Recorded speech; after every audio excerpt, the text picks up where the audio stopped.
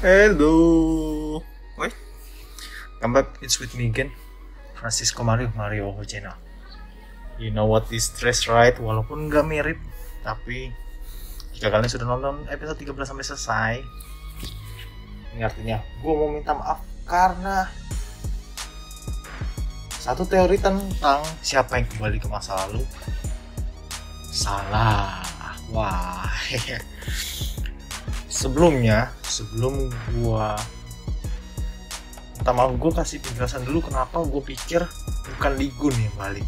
Satu adalah karena itu teorinya menurut gue sih masih terlalu simple ya, karena kalau misalnya yang balik ke masa lalu itu Lee Gunnya sendiri atau Teul lah, malah itu terlalu gampang. Kalau Teul terlalu gampang karena masa dari awal udah tabak banget. Nah, pasti yang balik ke masa lalu itu gue pikir orang lain. Nah, alasan kedua kenapa, karena memang dari nggak kelihatan ciri-ciri Lee Gunnya sama sekali. Karena yang kita tahu Lee Gun kan tinggi banget. Kalau dilihat dari scene-nya menurut gue sih tingginya, kenapa gue nggak tebak Lee Gun sama sekali ataupun Lee Min Ho sama sekali, karena tingginya tuh beda banget, nggak setinggi Lee Gun yang kita tahu. Terus yang kedua adalah karena perawakannya ya nggak mirip sih sebenarnya sama Lee Gun, karena tebakan gue kan Joyong, beberapa juga kalian juga nebak Kang Shin Jae. Tapi menurut gue sih iya, karena semuanya rata-rata orang Korea mirip perawakan mukanya, jadi nggak kelihatan, nggak terlalu di showcase di previewnya di awal banget. Tapi per hari ini akhirnya dikasih dia bahwa yang pergi ke masa lalu untuk nyelamatin Lee Gun adalah memang Lee Gunnya sendiri. Kenapa? Karena matanya langsung di shot, itu memang matanya dia. Kenapa gue pikir juga bukan Lee Gun pada saat teori gue bikin awal, gue nggak menyangka Lee Gun bakal bisa jago menembak ataupun sejago itu. Gue pikir ya pasti bodyguardnya nomor 1 di Korea, tapi ternyata dia wow, good job. Nah, ayo kita bahas episode 13 per hari ini. Ini gue note-nya. Ternyata Lady No itu dari Korea Selatan. Wow. Yang bawa si Lady No itu ke Korea itu adalah memang rajanya dari bapaknya Lee Gun atau kakeknya Lee Gun. Gue lupa siapa namanya. At least muncul pertanyaan lagi dari gua. Lady No dibawa dari Korea Selatan ke Kingdom of Korea. Pertanyaannya adalah why? Ada apa si kakek raja datang ke Korea Selatan? Ada sesuatu dong. Yang kedua adalah kenapa dia bisa datang kemarin ambil Lady No itu? Apakah cuma kebetulan apa dia punya peran penting, si Lady No yang sampai sekarang perannya belum keluar? Kayaknya nanti perannya akan ada di akhir-akhir ending deh.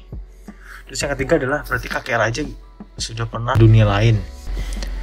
Nah, berarti dia bisa time traveling dong. Dia bisa ke masa depan juga, dia bisa ke masa lalu. Berarti dia sudah menggunakan. Jadi sesuatu yang gue mau tanyain adalah apakah dia ada di dunia ini sekarang? Kenapa misalnya orang datang dari masa lalu ke masa sekarang, lu gak akan bisa bedain dia tuh siapa? Ya, berarti bisa jadi kakek rajanya itu memang lagi ada di sini, atau memang dia sudah ngerencanain sesuatu yang gue nggak tahu juga. Nah, perannya itu kita masih belum tahu, jadi nggak terlalu banyak dibahas tentang si kakeknya raja. Ibunya dari Kang Shin Jae ternyata baik, good job.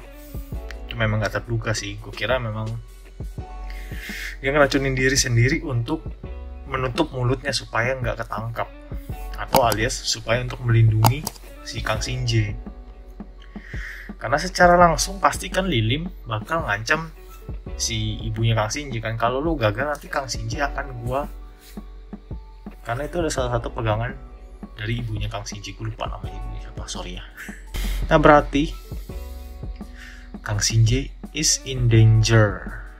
Yes, pasti akan diincar apapun itu, antara untuk menghukum si ibunya Kang Shinji sendiri atau enggak, tapi itu dia lagi in danger karena sekarang dia lagi ngobrak-ngabrik rumah sakit itu. Terus juga bener kan teori gue di subtitle tuh bener bahwa ibunya yang hamil, aduh gue lupa siapa namanya sih, pokoknya yang tajir itu yang tukar tempat ternyata nggak dibunuh, tapi cuma kayak dipindahin terus tiba-tiba bangun lagi ke dunia lain. Tapi dia sendiri bingung, gue ngapain ada di sini. Dia juga kacau balau. Berarti teori bahwa orang yang mati atau seseorang yang meninggal di dunia sebelahnya karena dibunuh orang dari dunia lain itu akan kena tanda petir, kena hukuman. Confirm. Karena ibu yang hamil itu dia cuma sekedar pindah tempat, berarti emang benar dugaan gua ibu yang hamil belum mati. Dia harus dicari sih harusnya, atau enggak dia pasti bakal menemukan sesuatu. Karena itu jadi bukti, atau mungkin nggak penting sama sekali. Who knows? Sutradara oke. Nah, time stop sama makin panjang karena itu efek samping dari Manpa Sikjok yang rusak. Berarti udah confirm ya, Manpa Sikjok kalau disatuin itu nggak akan ada efek samping. Berarti orang bisa bebas bolak-balik kemana aja seperti rajanya, seperti kakeknya Lee Gun. Berarti Manpa Sikjok memang harus jadi satu sehingga bisa putar balik waktu. Terus yang ketiga, ternyata mantan suaminya atau at least suaminya PM-ku adalah orang tajir. KU Group Q Chairman.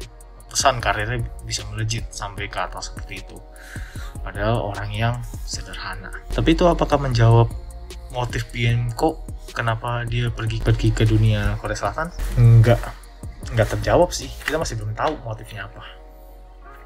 Jadi gue masih belum dapat motifnya apa. Apa cuma gara-gara dia pengen lihat-lihat, dia pengen jalan-jalan ke Korea Selatan buat membuktikan kekuatannya Lilim. Tapi masa sampai bunuh orang, jahat banget, kasihan tuh yang di dunia sebelah. Terus yang ketiga adalah Luna sakit. Sakit apa ya kira-kira ya? Gue masih belum dapat info atau masukan apapun sih. Dapat ide Luna tuh sakit apa? Tapi yang pasti di scene terakhir adalah si Lee Gun akhirnya diceritain memang dia yang balik ke masa lalu dengan ya tipe-tipe perlengkapan gue sekarang, jaket, masker, topi, dibalik ke masa lalu untuk nyelamatin dirinya sendiri. Nah menurut lo Lee Gun bakal mati atau enggak? Apakah ini racunnya akan sama seperti yang Kang Shinji punya, atau ternyata Luna memang sudah lepas dari Lilim? Yang bahaya adalah kalau misalnya dia masih kerja sama Lilim, berarti Ligunnya bisa langsung diterminate. Kalau memang Luna itu kerjasama dengan Lilim, pertanyaannya adalah kalau Luna nggak kerjasama, teori gue adalah dia punya permintaan, dia punya request untuk sang raja supaya diberikan sesuatu, at least di dunianya, di King of Korea. Apa itu kita nggak tahu, kita tunggu aja kelanjutan berikutnya. Gue juga masih bingung banget. Harusnya udah terjadi perang-perang dan sebagainya, tapi ternyata ini lebih agak slow dan lebih dramatik, lebih strategik lah, lebih adu pintar aja. Dan most likely nggak bakal ada perang yang tembak-tembakan besar sampai berhari-hari gitu. Aduh, kayaknya enggak deh. Karena udah tinggal 3 episode lagi, at least di episode, masa 2 episode sih kurang sih buat perang. Karena kalau dilihat dari cerita itu masih sangat panjang. Belum ada yang benar-benar melakukan serangan besar, benar-benar besar banget tuh belum ada. Jadi belum ada teori baru ya, belum ada sih. Kemungkinan Lady No sama rajanya yang dulu kemana. Nah, tinggal nanti apa yang terjadi oleh Lee Gun setelah dia memperbaiki masa lalunya. Apakah Lee Gun yang akan tetap Lee Gun yang kita tonton dan Lee Gun yang tahu selama ini tentang drama ini sepanjang timeline, atau benar-benar sudah Lee Gunnya beda juga, dia lupa ingatan. Yang dia ingat adalah masa kecilnya dia aman damai bersama bapaknya sampai ending gitu kan. Oke, kira-kira begitu. Gerah banget guys.